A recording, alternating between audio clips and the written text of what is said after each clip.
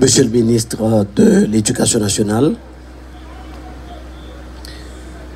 Monsieur le directeur général du ministère de la Justice, Monsieur le directeur général du ministère de l'Éducation nationale, Monsieur le directeur de l'ULCC, Monsieur le président de la lutte contre la traite des personnes,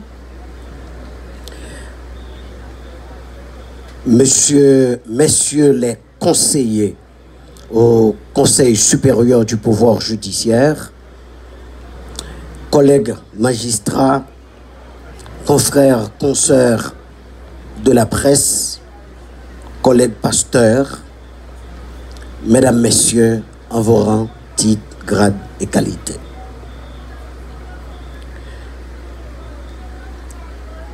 Je voudrais en tout premier lieu remercier le Seigneur, le grand Dieu, en Jésus-Christ, qui m'a façonné et qui a fait de moi l'homme qui est devant vous ce matin.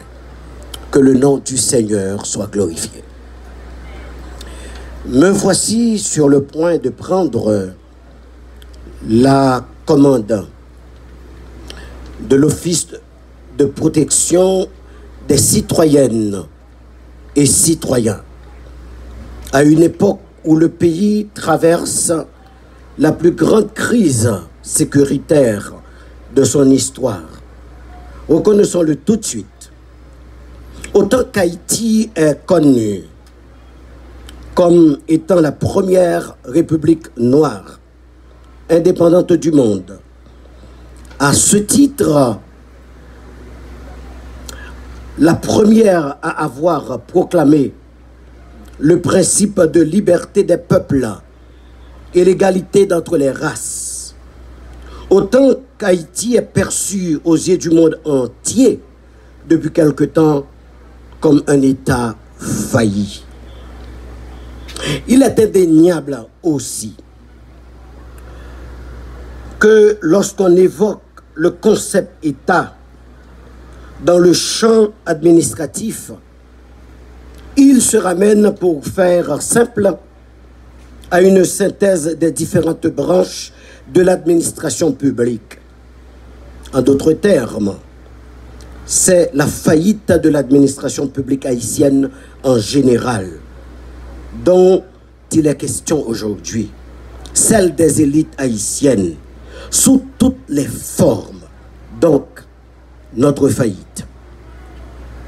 Nos échecs, notre incapacité de faire face aux grands défis de l'existence en tant que peuple sont palpables et tangibles aux yeux du monde entier. Ils s'apparentent à l'image de milliers de billes renversées à même le sol, claquant, sautillant à tout va, qu'il convient de ramasser. Difficile de savoir où commencer, quand et à quel rythme. À peine une méthodologie de ramassage établie, des milliers d'autres billes sont déversées encore et encore. Tout ceci est de nature à décrédibiliser n'importe qui, de n'importe quel niveau d'intelligence, de bonne foi, ou au mieux, en termes de cohérence, de méchanceté qu'il y adhère. Je voudrais, en dépit qu'il n'est pas avec nous ce matin, m'adresser aux protecteurs sortants. Tandis que je m'apprête à vous succéder, mon ami, Maître Renan Edouville, à ce poste d'importance, je salue l'excellence des travaux que vous avez accomplis durant votre mandat. C'est un fait. Même s'il arrivait durant votre gouverne, certaines fois, que des circonstances fortuites ont bâché votre lumière, cependant, aucune d'entre elles n'ont pu l'éteindre. Je formule donc le souhait de vous voir conserver votre auréole, votre lumière, Vous avez bâti votre vie bien avant ce poste. Vous allez la réussir encore après ce poste. Tandis que j'ai la certitude que vous allez continuer à enseigner, à défendre les droits de la personne humaine, mais surtout reprendre votre toge pour défendre la veuve et l'orphelin. Laissez votre lumière nous atteindre. Nous aurons certainement besoin de votre expérience. Monsieur l'ancien protecteur, bonne chance pour la suite. Que le Seigneur vous garde. L'occasion m'est échoit de remercier le Conseil présidentiel de transition et la primature d'avoir concouru à ma nomination à ce poste de prestige, où servir encore à travers d'actes concrets d'accompagnement légaux des administrés trop souvent négligés ou victimes de dérives ou manquements de l'administration publique et pire encore. J'ai ainsi accepté ce poste parce que, une fois de plus, il me permettra d'aller à la rencontre des victimes. Cette fois-ci, pas en tant que juge, mais en tant que protecteur des droits ou vigie du respect et de l'application des règles de procédure tracées par la loi. Même contre l'État, même contre l'administration publique. Encore une fois, mesdames, messieurs, les membres du Conseil présidentiel de transition, monsieur le Premier ministre, soyez en remerciés.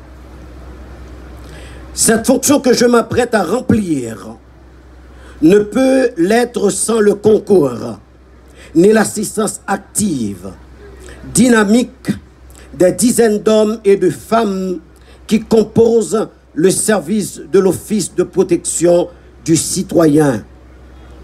Mesdames, messieurs les membres du service, en vos rangs, grades et qualités, c'est avec humilité que j'investis ce rôle. Je compte ardemment sur vous pour mener à bien, dans sa multiple polarité, la réussite, parce que la réussite doit être collective. Je parle même de l'idée d'équipe d'aujourd'hui. Vous venez de changer de coach, mais l'ossature demeure. Peut-être il y aura quelques réaménagements tactiques. Je reprends, peut-être qu'il y aura quelques réaménagements tactiques, mais c'est la même équipe. La stratégie ne peut l'être car étant rigide, il se tient au centre des préoccupations constitutionnelles de protection des individus contre toutes les formes d'abus de l'administration publique et encore. L'objectif premier est simple d'apparence, être accessible sur toute l'étendue du territoire national, à travers l'Internet aussi, partout dans le monde où tout détenteur de passeport haïtien exerce, être à l'écoute du citoyen haïtien, qu'importe son statut, son genre, sa religion ou son appartenance idéologique. C'est ici le rôle central de l'Office de protection de la citoyenne et du citoyen. Mesdames, Messieurs, cadres de différents services, je suis impatient de travailler avec vous en vue de franchir ensemble de nouvelles frontières pour le bien-être des citoyens.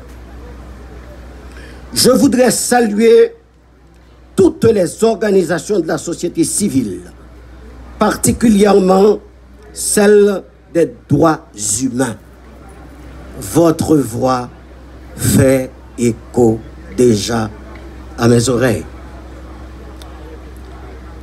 et à mon jugement. Je vous assure que vous avez un protecteur ouvert. Nous allons travailler ensemble pour continuer les bonnes œuvres et améliorer ceux qui le méritent. Je connais les frustrations et certaines sont légitimes. Cependant, sachant que vous êtes tous de bons patriotes, je suis persuadé que la nouvelle administration de l'OPC et vous iront dans la même direction, mais la bonne. En vérité, je suis content de retourner dans le secteur des droits humains où j'ai œuvré pendant plusieurs années. Je remercie en ce moment mes collaborateurs jusqu'à ce moment. La liste pourrait être très longue et le temps nous manque. Vous êtes sous le soleil. Ces éminences grises me pardonneront de ne pas pouvoir les citer tous. Qu'elles soient de la CER, de la JH, de SOS Liberté, du pouvoir judiciaire en général, de la magistrature haïtienne en particulier, de l'Association nationale des magistrats haïtiens. Je les remercie d'avoir fait de mon parcours de berger, de journaliste, d'avocat, de défenseur des droits humains, de magistrat, de syndicaliste, une vraie réussite. Je me vois en quelque sorte comme étant leur produit et à la pointe de l'épée des valeurs qu'ils clament tout bas et en toute justice. Qu'ils me pardonnent toutefois de tirer quelques noms du lot. Pasteur Sonny Camillus. Je cite un nom, le magistrat Claudie Gassan de regrettée mémoire, le magistrat Noyer Pierre-Louis Massillon, mon ami, monsieur Joseph Guilher Delva, le magistrat Merlin Toussaint, pasteur Robert Piram et pasteur Joël Saint-Amour, et j'en passe. Enfin, permettez-moi de remercier ma famille, mes enfants, ma femme, naturellement ma conseillère de première aube. Permettez-moi de dire que c'est mon bois des bananes. Que le Seigneur Jésus, par son Saint-Esprit, soit mon guide pour remplir ma fonction avec fidélité, droiture, rectitude, intégrité, pour la plus grande gloire de son nom et pour le bien de la patrie. Mes remerciements vont également à l'égard du peuple haïtien et à chacun de vous ici présents. Merci pour vos prières et ensemble, nous réussirons. Vive l'OPC, que Dieu bénisse Haïti. Merci.